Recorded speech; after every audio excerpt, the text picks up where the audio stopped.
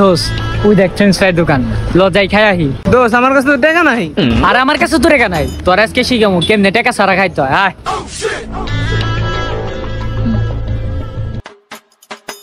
ভাই এক plate French fry দিও তো।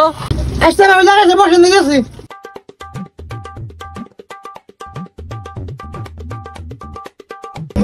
আইমান ভাই গেছে।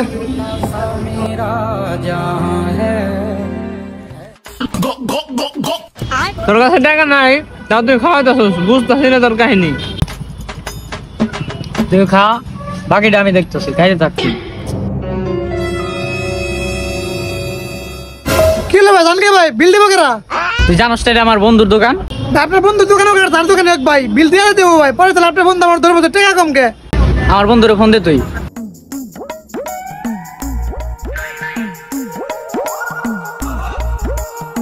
ভাই আপনার বন্ধু তো ফ্রেঞ্চ ফ্রাই টাকা দিতেছ না। কি বার্তার গুণ আদন্তে খাইটা পয়সা দিতেছে না? তুই এক কাজ কর, তুই নিজে জামা কাপড় নিজে ছিঁড়ে হেতু কেন নির্যাতনের মামলা করে দে।